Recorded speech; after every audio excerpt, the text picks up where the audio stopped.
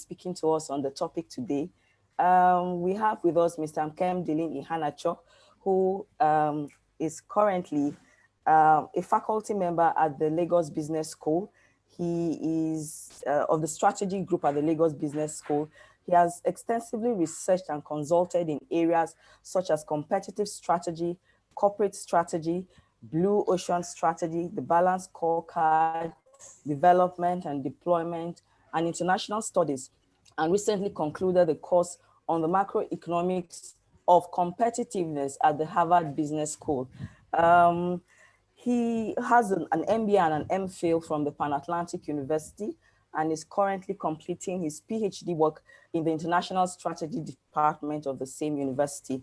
Before I quickly welcome Mr. Ihanacho, I'd like to ask participants to please, as the session goes on, to drop their questions or comments in the Q&A section of the platform. Thank you very much, and please welcome Mr. Ihanacho. Over to you, sir.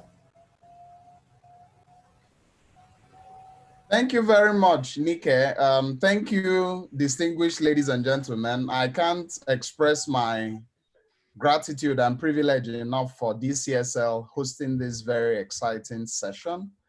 And also, I feel very honored and privileged to have been called upon to speak on this very important topic this afternoon, as the world tries to grapple with COVID-19 and all the attendants fallouts from this very unfortunate pandemic that has plagued us.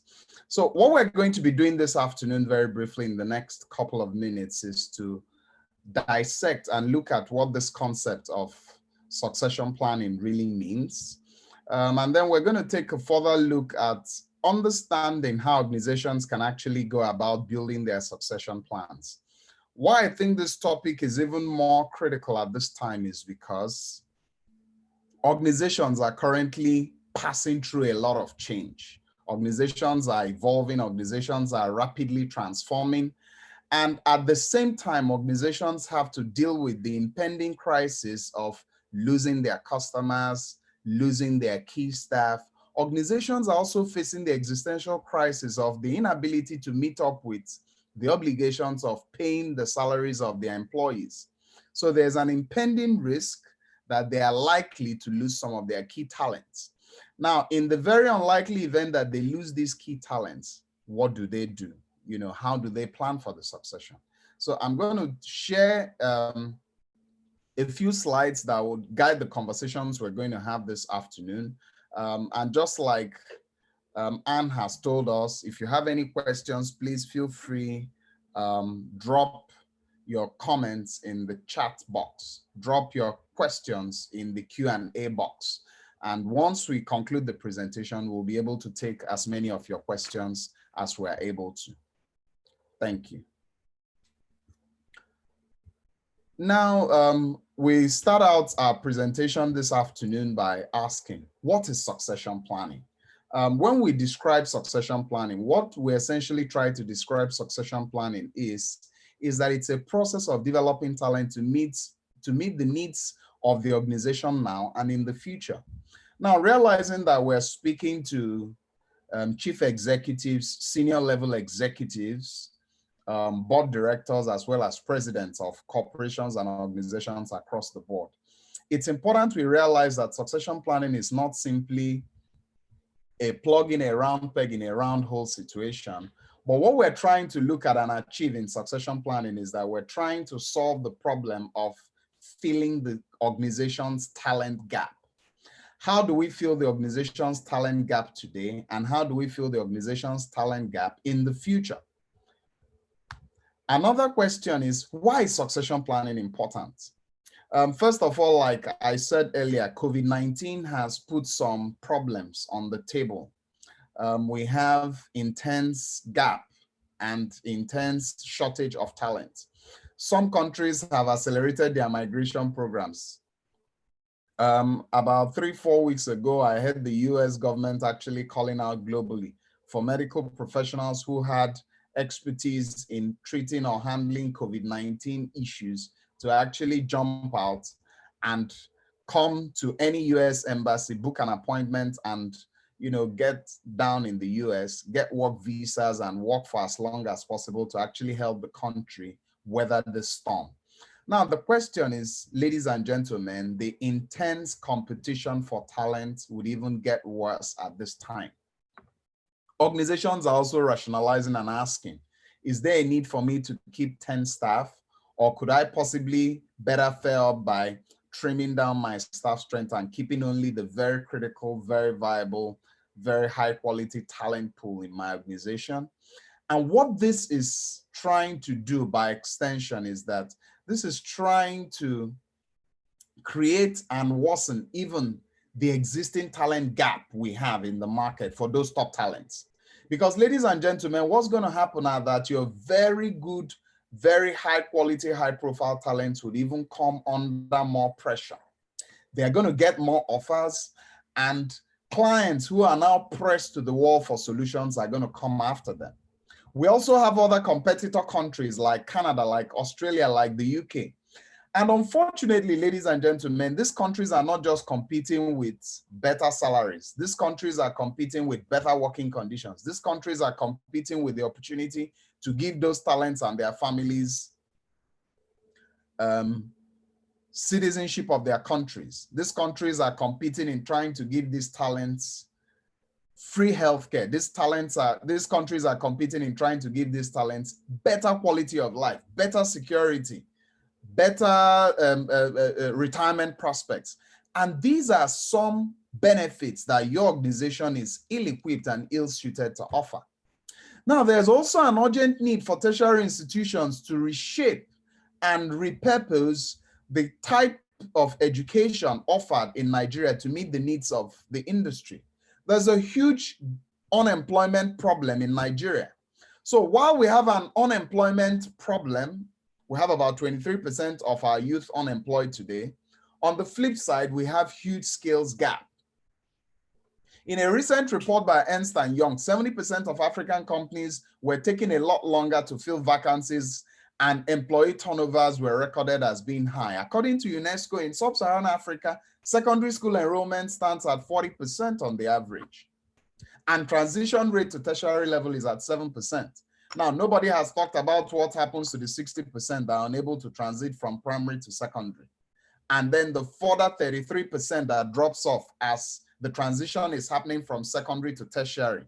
And what all this does consequently to the supply of high quality talent. Of course, all this is exacerbated by the dysfunctional and poorly functioning education infrastructure in the country that is also ill-suited to meet the needs of industry.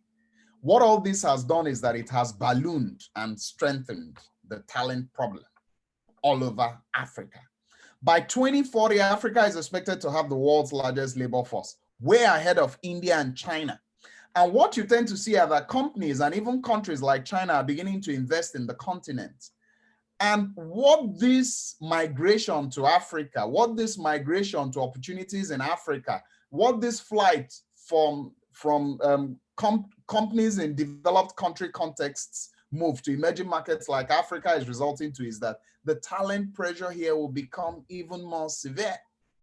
So it's going to be a battle to find technical staff. It's going to be an even bigger battle to find professional staff. And now this talent problem locally in our context in Nigeria is complicated further by the prevailing mismatch in skills that job seekers offer from the skills sought by employers. So you have a huge mass of unemployed people who employers argue are largely unemployable because these unemployed people do not have the skills that the employers are looking to fill. Critical gap areas include things like problem solving, ethics, soft skills, things like influencing skills, and then hard skills that these employees also require. Unfortunately, our educational systems are ill-equipped to impart these skills, to develop these skills, and also to curate these skills in our freshers that are entering the labor force. Now, given that talent is a key component of business competitiveness, and companies are actually pursuing strategies to develop, attract, and retain talent in future, I think directors should pay very critical attention to succession planning and talent management. I think succession planning and talent management has become even a lot more critical. What are some of the challenges and some of the realities COVID-19 has put on the table? COVID-19 has now forced us all to move into mandatory social distancing. What this has resulted to is that lots and lots of organizations are now looking and expecting their employees to set up and put in place infrastructure that enable them work from home. What this also means is that you need to have staff members who are flexible, who are multi-skilled, multi-talented, who also have the ability to self-direct and self-lead themselves, initiate projects and execute those projects. Organizations are passing through rapid digital transformations. These digital transformations are not happening just in how they engage or how they operate internally. It's also happening in how they solicit new customers. It's happening in how they roll out new products. So what you realize are that companies have been hit by a process or a system that they should have taken 5-10 years to prepare for. Also, high costs associated with recruiting and retaining talents has made the talent problem even a lot more challenging in this market. Expatriates are extremely expensive to recruit and to retain. I mean, the typical cost of recruiting an expatriate would include, first of all, the cost of flying the expatriate into the country, the cost of providing housing for the expatriate, the cost of providing feeding, the cost of settling the expatriate's family, the cost of schooling for the expatriate's children, the cost of security for the expatriates, and then also the costs of disengagement of the expatriate in an event that the relationship between the expatriate and the host company goes sour. And what all this means are that companies have to begin to rethink their strategies. Think about the Naira-dollar exchange rate today. In some ends of the parallel market, the Naira-dollar exchange rate has shifted as much as 360 Naira to the dollar to 500 Naira to the dollar.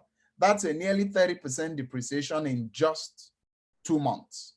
Now, what is this bringing to the table? Companies have to begin to look inwards. Companies have to begin to reduce their FX exposure. And if companies are not thinking creatively, critically, and seriously about developing, revolving, and then rotating their talents, as well as ensuring that these talents succeed by moving into new roles, these companies are putting themselves in great risk. Now, why is succession planning important? Emerging thinking suggests that companies need to remain competitive by remaining local.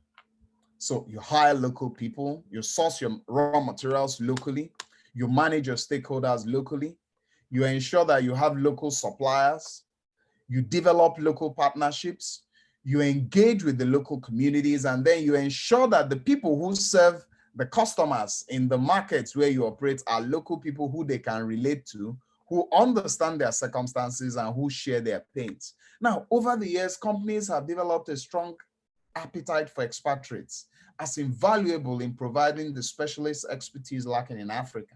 Now, this is not for bad reasons. Some of the reasons for this are that unfortunately in Africa, lots and lots of these talents are not available. However, hiring these expatriates has its own challenges. You know, time to market, governments.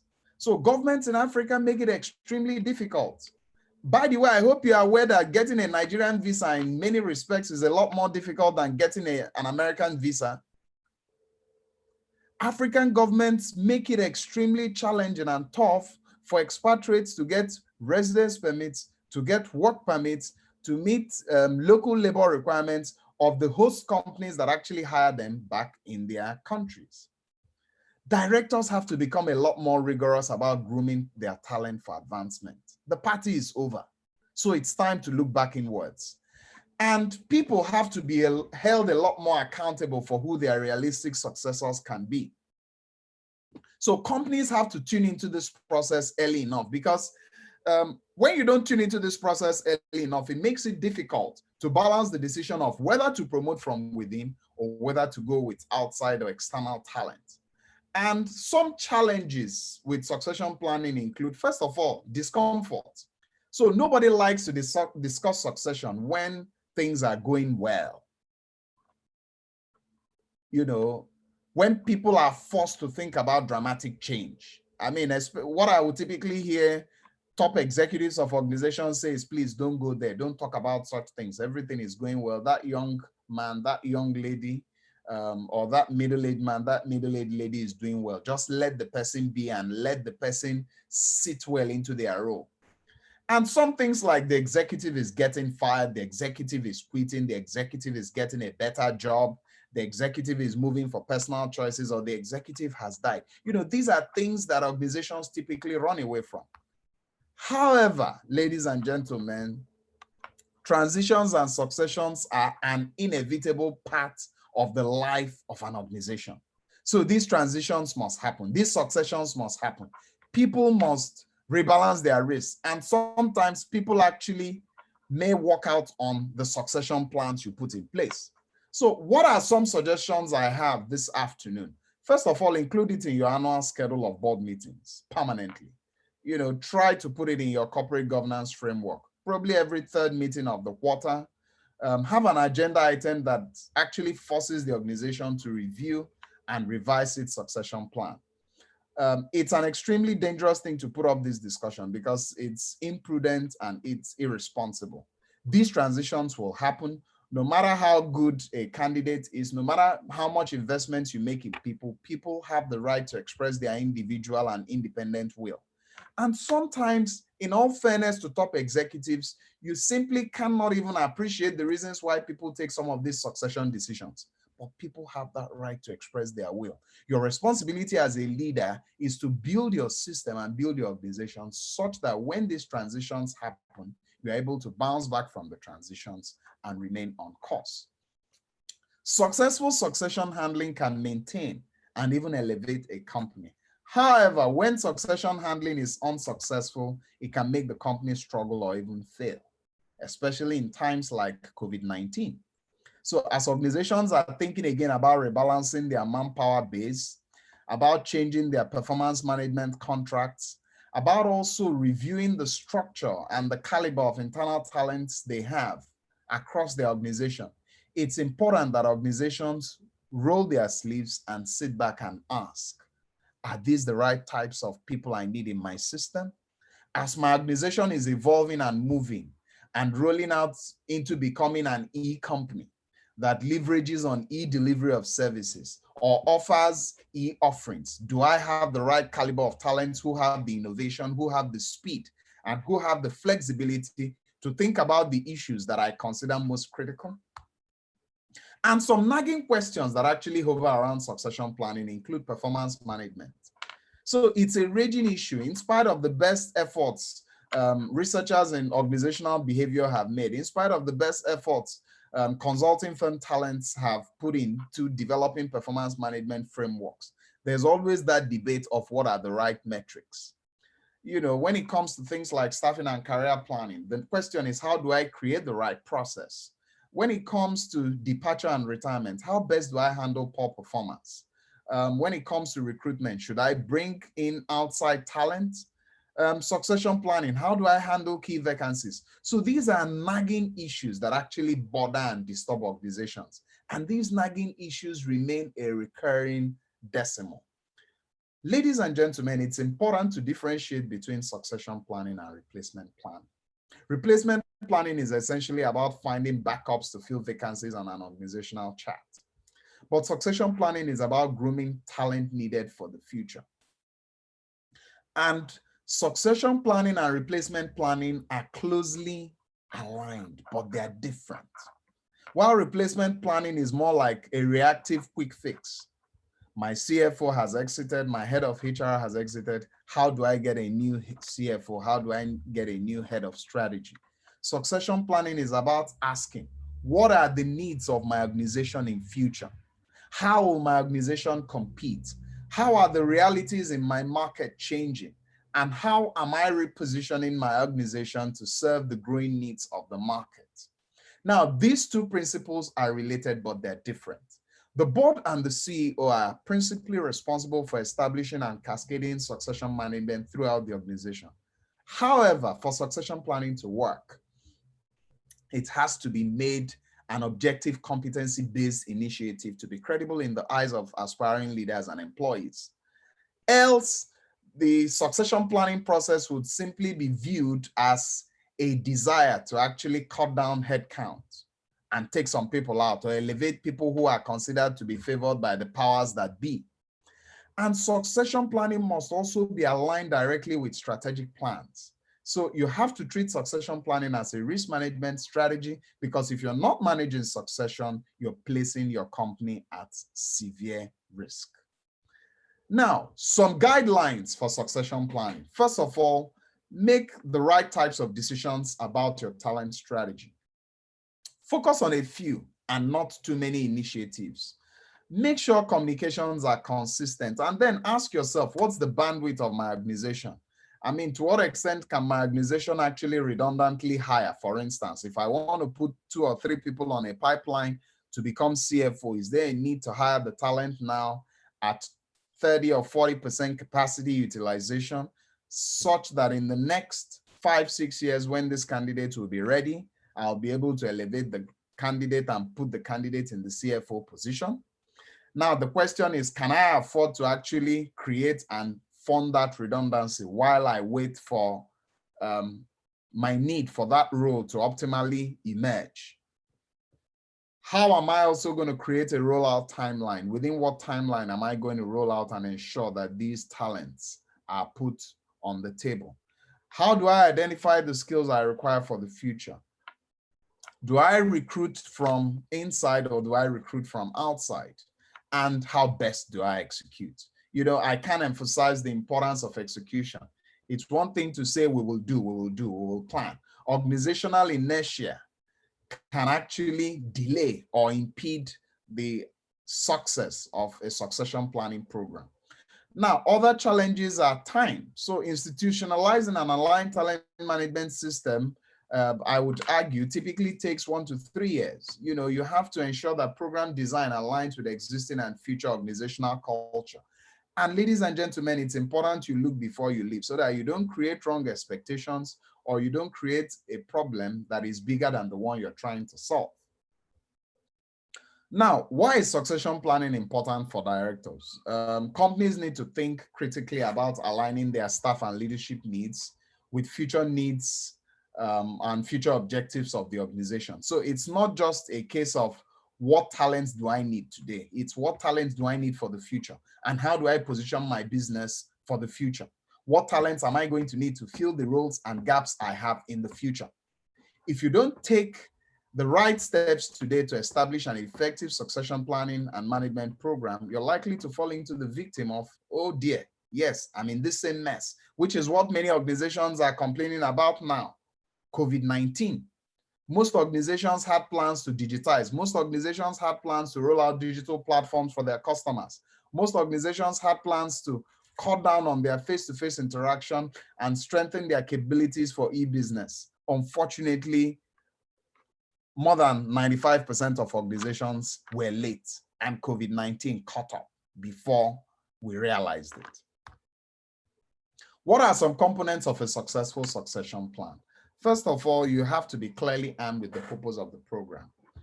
So first of all, don't assume that people are going to fall in line and automatically agree with what it is you want to achieve. So you have to be very clear. What are the objectives of this program? You know, how am I going to know that I have achieved the results I seek? One of the important objectives and one of the important outcomes to measure would include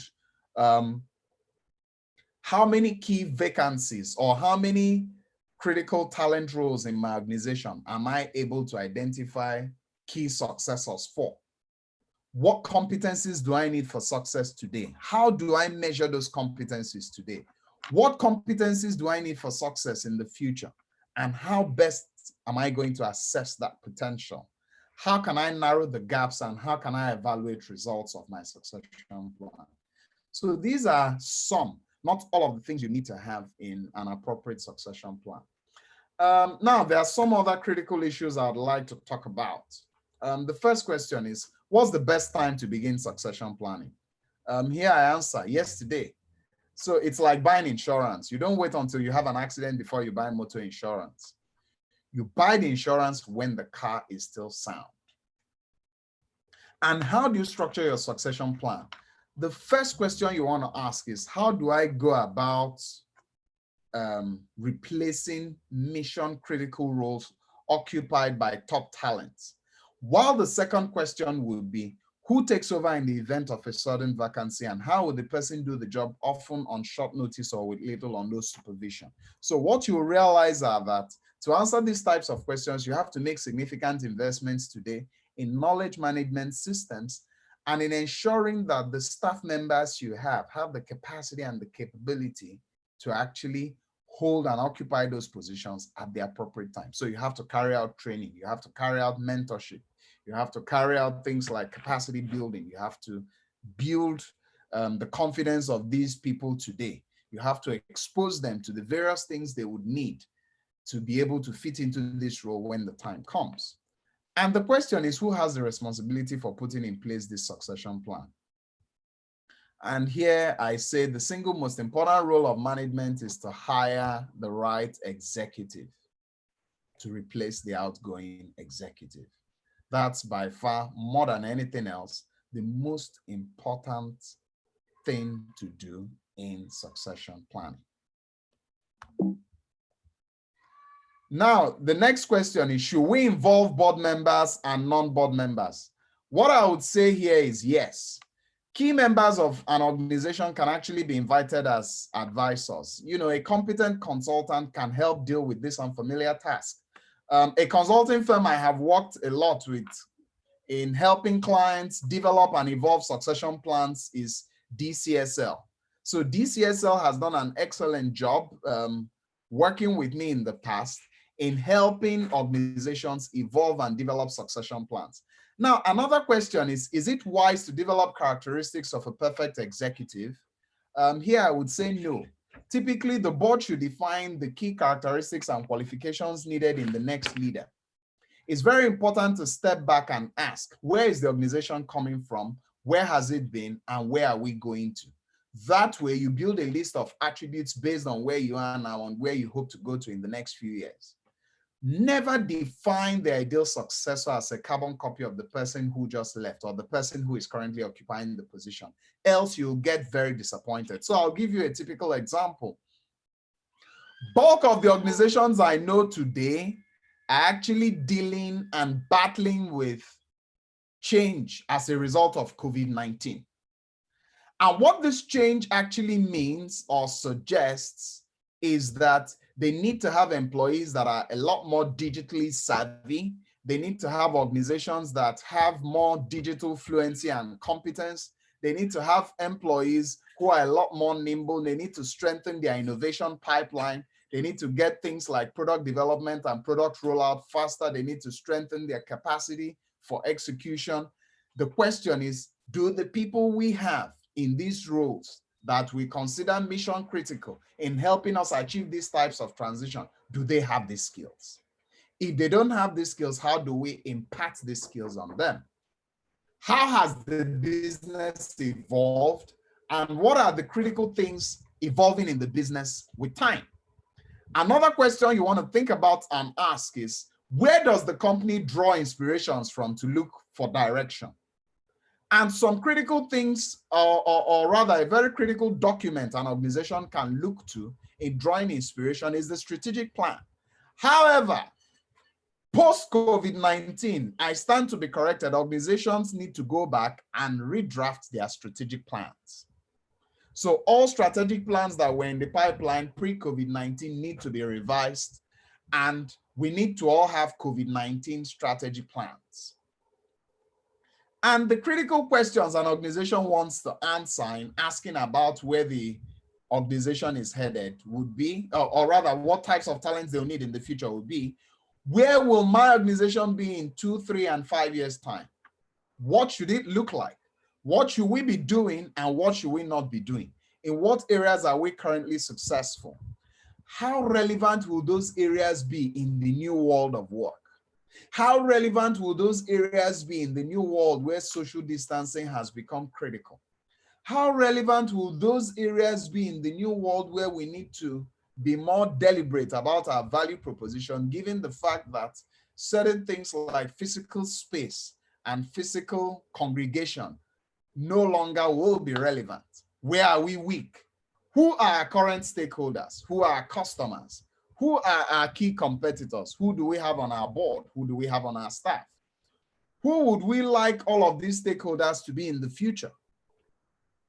How well do we meet the needs of our current stakeholders? And, what are the couple of things we need to do differently as we try to address the needs of the new stakeholders we would like to bring on board? What are the kinds of critical issues facing us? How are we attracting new customers? How are we operating internally? How are we fulfilling the expectations and needs of the customers? What's the structure and nature of our supply chain? How are we meeting the needs of our stakeholders? How are we dealing with our regulators? What kinds of new issues are we going to be confronting in the next 2 to 5 years? And what changes in our environment are likely to happen? And which of these changes need our consideration? Ladies and gentlemen, these are just a couple of questions you need to ask in thinking about the new talent you would need in the future. Most organizations I work with today are even asking the critical question that there is a need for them to even look again at their entire talent pool and talent base. And there's a need to ask, do we even have the right people to help us create the future of this organization as we see it? Now, is it right to leave some questions unanswered until the new executive resumes? What I would say is bad idea. This is very similar to a pilot waiting for all the passengers to get on board and then asking through the public address system of the plane, distinguished passengers, where do you think we should head? Every board must know where it wants the organization to go and what competencies are required for each role or position. And then management must veto what those positions are before they actually decide who is most qualified from the potential pool of candidates. Now, if the board does not make a strong substantive decision on goals and direction, it shall be missing the opportunity to make a strong match between the needs of the organization and the new leaders' expectations and abilities. I like to, describe using this simple talent management framework that goes from talent identification to talent development and talent deployment. Talent identification starts from aligning the cultural vision of the organization with the strategic priorities. And then it helps define a leadership competency model that articulates what's the recruiting strategy of this company and how do I align my approach to recruiting and retaining talent to how I align the performance, how I review this talent, and how I manage their succession. Once I'm able to identify the critical crop of talent, so I would typically call this my A talents. So I typically always recommend organizations box or group their talents into A talents, B talents, and C talents. A talents are those mission critical talents that we think we must keep, we must retain. These talents are talents we should always try to put in things I call high potential programs, leadership development programs that would include classroom lectures, development planning, mentoring, and other leadership development activities. Once we feel confident that these talents are sufficiently equipped to occupy those positions, we can now move into cross-functionally deploying these talents, accelerated development of these talents, and then promotion of these talents to those roles we consider critical for our organization. So in carrying out this activity, we must keep in mind chain management and alignment of communications. So what should the job description of a succeeding candidate look like? First of all, you want to make sure this job description has general parameters of the position, the overall purpose of the organization's programs, projects, products, activities, reporting relationships, budget, staff size, benefits package. You also want to be very specific in defining the area of responsibility and specific results for which the person is held accountable. You want to talk about the time frame and process for job performance assessment. You also want to ask what's the scope of authority the person would have. And then you would also go further to define what qualifications will this candidate have in terms of education, experience, and skills. Another question is who conducts the search for the succeeding candidate? Now, this search can be arduous, especially in times like this where high quality talents are in very short supply all across the board. So here I will tell you that screening of the new candidate is very labor intensive. So typically nomination and governance committees of boards and HR take on these roles. Especially given the level of seniority the role may have. So if it's not a very senior role, you may want to deprioritize the caliber of resources you want to deploy at the board or management level in identifying the successor, identifying the candidate. Sometimes also it's prudent to outsource the responsibility to an external consultant. So ladies and gentlemen, at this point, I'll be happy to take any questions you have in the Q&A box. I'll say thank you. Thank you. I'll hand back to Anne to coordinate the Q&A. Thank you very much, sir. Thank you so very much for that wonderful session. It was splendid, and I believe that participants will agree that the entire succession planning process from start to finish, and I dare say that you left no room for too many questions. Be that as it may, we already have a few questions. I'll take them one after the other. The first question is from Chinedu, and his question is that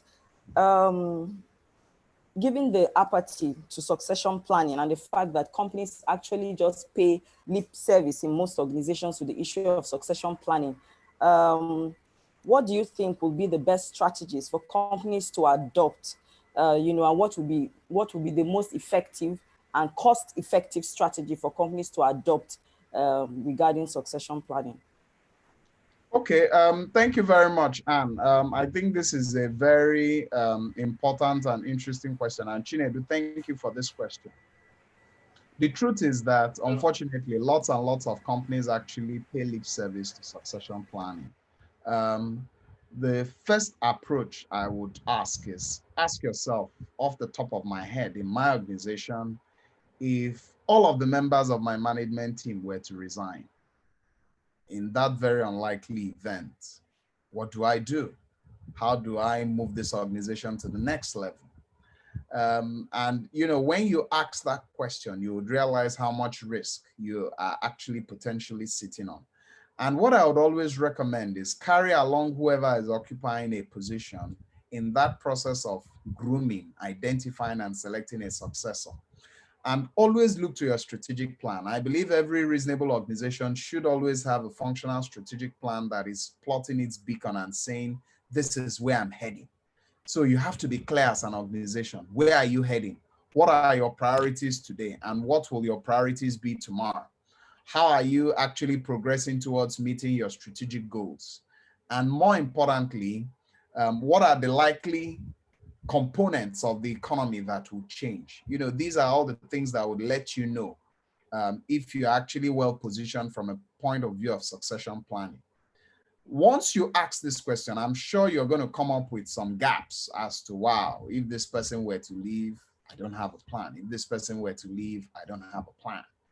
And once those types of questions pop up, the next thing is, how do I go about putting in place a plan that makes sure I'm not vulnerable or I'm not exposed to risk in that very unlikely event that this top candidate leaves my employment?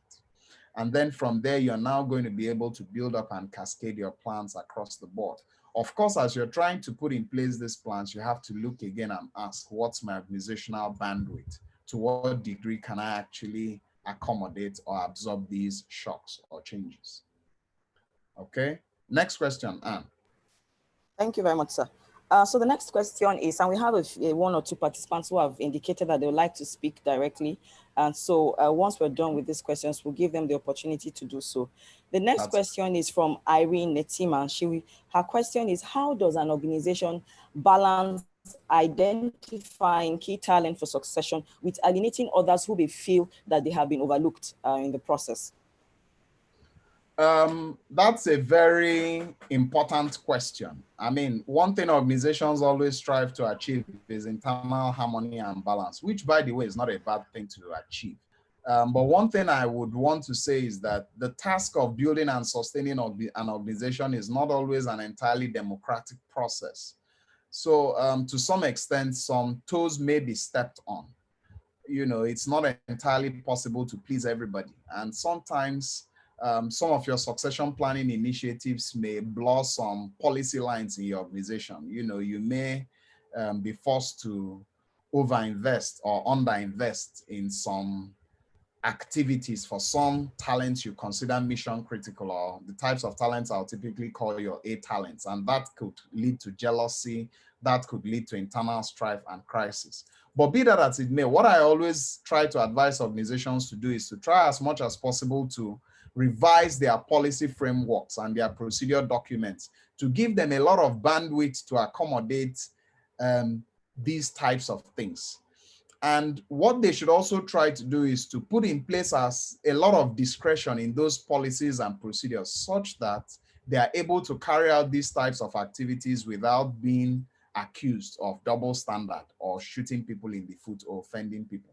When criteria for performance management is well established and clear, and you carry out your performance appraisals and you give people regular feedback, and then you also make it clear that when you attain a certain score in your performance appraisal consistently over a certain period of time, you'll be entitled to certain types of developmental interventions that will prepare you and position you for higher roles.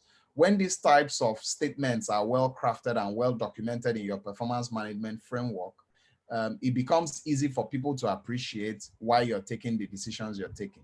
Be that as it may, I won't tell you it's going to be a walk in the park. You would still run into situations where some people will accuse you of bias, where people will accuse you of being fair. But just like I rightly said, life itself is not fair. Thank you. Anne, back to you. Okay, are we losing her? Okay, thank you very much, sir. I think I lost the connection for a minute. No, I'm back here now, if you can hear me. Okay.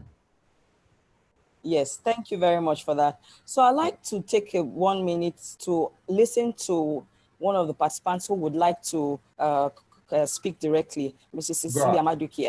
If Nike could please unmute her so we can hear her. Please go ahead. Thank you. Hello. Mrs. Cecilia, please. Good afternoon, ma'am. Good afternoon. How are you? Very well, thank you. Please You're go breaking ahead. up now. Hello. Okay. Yes, madam, we can hear if you. You can hear me now, just go ahead. Just go ahead. We can hear you. Hello. Yes, Cecilia, we can hear you. Okay. Yes. You want to?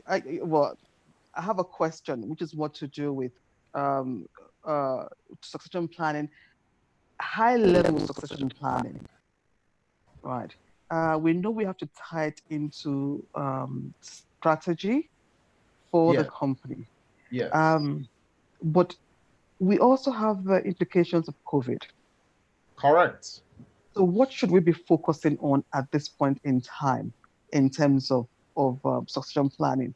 We are going, COVID is giving us a new reality.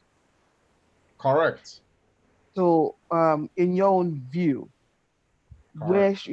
where should we be going? First and foremost, one of the first changes is that we are no longer, we can't be working from the offices. It's from the, it's going to change how we work. You're going to be working from home. Assessment of performance is going to be critical as well. A number of issues are going to come up as a result of that. So what can you share with us some of your insights on that? Thank you. Okay, thank you very much, Cecilia. That's a very interesting question. One of the things I will tell you is that COVID has forced all of us as organizations globally to go back to review our strategic plans. And what has COVID done? COVID has helped us enhance the robustness of our scenario planning. So we're beginning to ask questions like, what do I do? How much cash do I have? To what degree can I continue to subsidize employee costs if productivity goes low? You know, what happens when my suppliers all die off or, collapse? How do I still keep my supply chains alive? You're also going to ask critical questions like, to what extent will my cash flows sustain my operations today? If my revenues go down 50, 60%, for how long more will I continue to survive before I collapse? If these my employees work from home, how am I going to be able to monitor and track their performance? How will I make sure they are not sleeping or playing with their, families back at home? So what all these do is that it forces us to think about the future of our businesses. It forces us to think and ask, if this COVID situation remains for the next 2 years, for the next 3 years, some forecasts have said that COVID would remain with us till 2022. Some have said we're likely to see a softening by November, December. We have multiple health authorities painting multiple scenarios. And the question is, do we even have the right talents that would help us weather these types of storms and ask these types of questions? Do I still have the right products? So if, for instance, social distancing remains, yesterday, for instance, Lagos came up with an alarming number of over 180 new cases of COVID-19. What this also is bringing to the fore is that the risk of reopening is even higher than the risk of lockdown. So it appears that we are even at a lot more risk now than we were when we were locked down. So what all this forces us to do is to think about the future of our businesses. And one important part in thinking about the future of our businesses are what kinds of talents are we going to need? So it's also forcing us to go back and look at our organizational structure. Do I have the right kinds of people working in my organization? So if I need to begin to think about new products, do I have the people who have the capacity to think about new products? If I need to think about new delivery channels, do I have the right kinds of people that will help me think about new delivery channels? If I think about serving my customers remotely and electronically, do I have the right kind of people that will enable me carry out these transitions right on time? So I think the COVID situation has even strengthened and brought the succession planning problem stronger to the fore. Lots of organizations are asking the question, do I still need to retain all the people I have? Lots of banks are asking, how best do I downsize? Who are the people I need to let go of? And these are all succession planning questions. Do I still need to have X number of customer service lieutenants who are taking calls? So as all these questions become more and more pertinent, as the crisis deepens, we have to begin to think more about succession planning. I hope I tried to answer your question, Cecilia.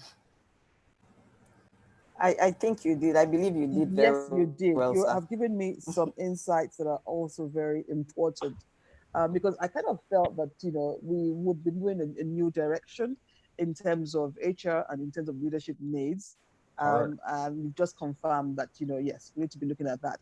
The question now is, do we do that now? Is it part of what we should be doing now, or is it something we should look at? Okay, let's put this way: when should we So start? the question for you, Cecilia, is we are all in a crisis, and we either sink or swim. And to survive and emerge from this crisis, we need talents. We need talents who have the right skills. And another thing that has come on the table are that we don't have the talents we require to survive this crisis. So the question is, I think this is the time to think about succession planning. This is the time to think about exit. This is the time to restructure our organization. This is the time to take that hard decision of repurposing and repositioning our production lines, our businesses, our structures, and our operations. So if we don't take those decisions now, we run the risk of sinking. If we take those hard decisions now, we are likely to swim. So this is the time to go back again and look at your products. Do I even have the right kinds of products to serve my customers? This is the time to ask, what are the risks my customers are facing? You know, how are my customers evolving? How are my customers emerging? What are their most critical concerns?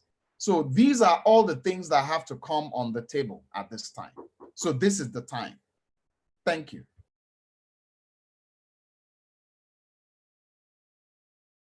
Thank you very much. So I think we can now move on to the next question. Okay, the next question is from a participant who would like to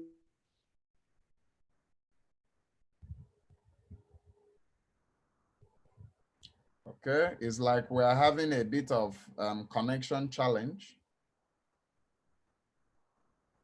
Okay, Nike, can you take that up? Okay, can you hear me, sir? Yes, I can hear you. Okay, so Mr. Olaoluwa Adewale would like to know your prescription for the influence of parenthetical consideration in succession planning. Yes. Culture, family is a first consideration before business strategy in determining succession and for good reason too. Correct. So thank you very much, Olaolu, for that question. Now, the critical question I would ask is, what is more critical at this point? Is it how the business would survive or how I would retain the family lineage? I mean, if it's not a monarch that has billions of dollars or pounds or euros stashed up as inheritance money that the successors to the throne can actually inherit, I think this is a time to actually put patriarchal considerations at the back seat and ask, what does the business need? You know, what are the most critical needs of the business and how do I get the business back on its feet? How do I get the business to begin to breathe again, breathe fresh air and continue to survive? I don't think this is a time to begin to complain or bother about, you know, considerations around how do I keep the family name? How do I convince family members? If the family business collapses or if the family business ceases to exist, then there's no longer anything to inherit. You know, the patriarch and the entire lineage dissolves into thin air.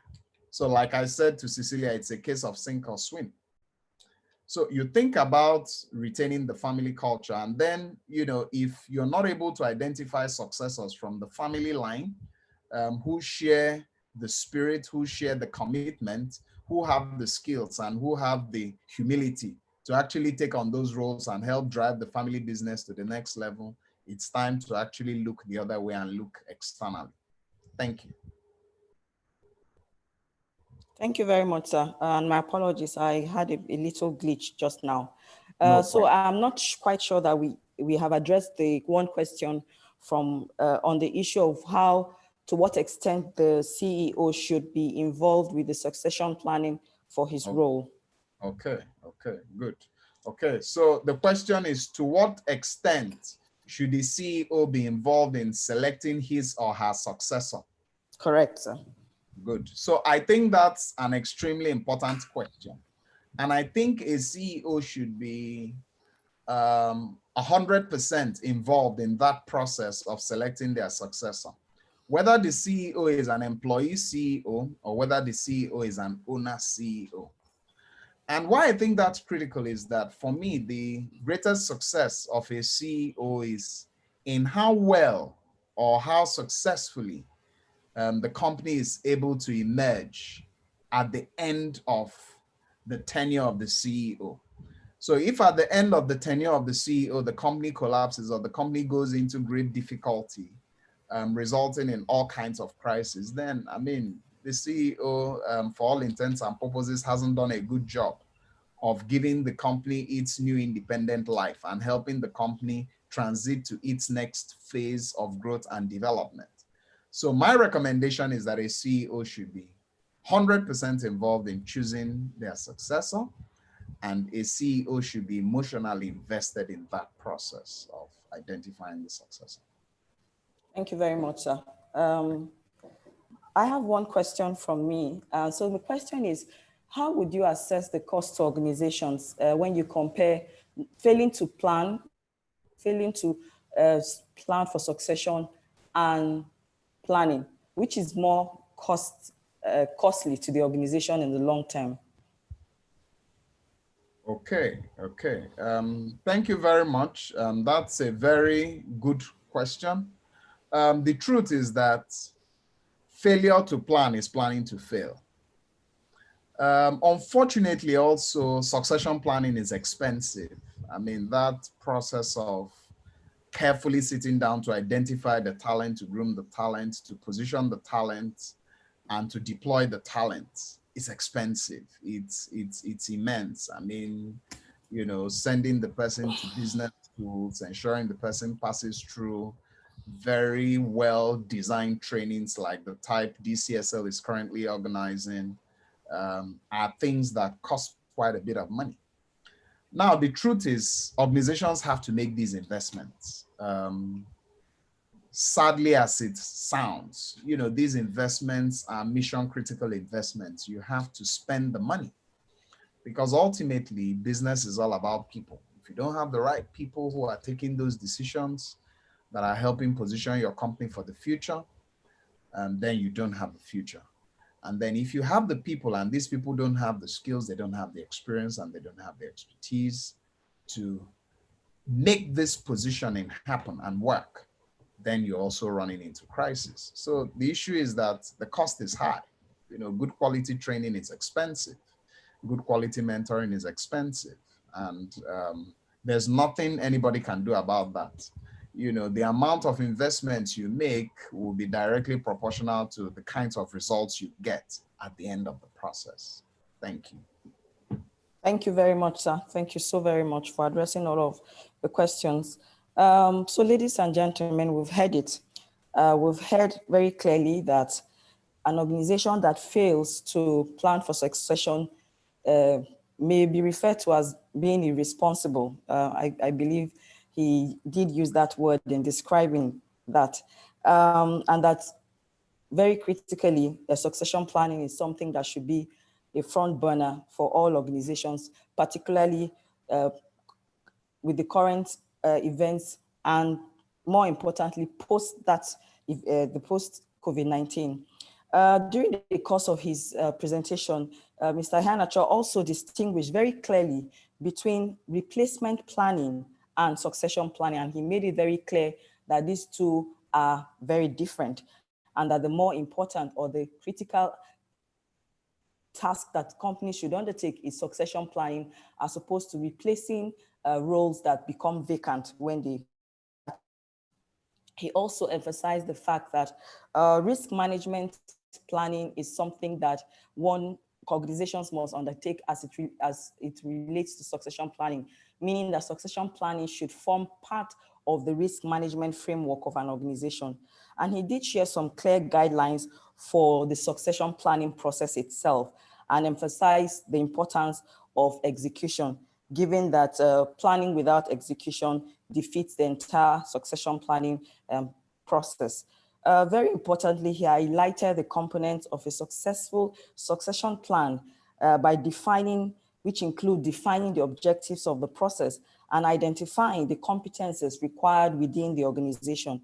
He also addressed the very important issue of whose responsibility it is for succession planning, and raised the very important fact that organizations will need to revisit their succession planning processes post-COVID-19 and identify those critical issues that should be taken into consideration as we do so. He shared a talent management framework that's focused on talent identification, development, and deployment, and also closed out by giving a brief of what the job description of a succeeding candidate should look like and the process of identifying successive candidates to each role. Thank you very much again, Mr. Iheanacho, for that very splendid session. We thank our participants for joining today's session. We do hope that you found it very useful and that you will take some of the learning from it as we go back to continue to tackle and hopefully overcome the current pandemic. At the end of the session, we will receive a short survey. We would appreciate if you could take a few minutes to fill the feedback, give us some feedback as to how well we did today and what we can do better next time. Would also appreciate if you would take the trouble to check our social media platforms for upcoming webinars. We have the next one sometime next week, and we would like you to join us again. We hope that you found today's useful enough and look forward to welcome you all again.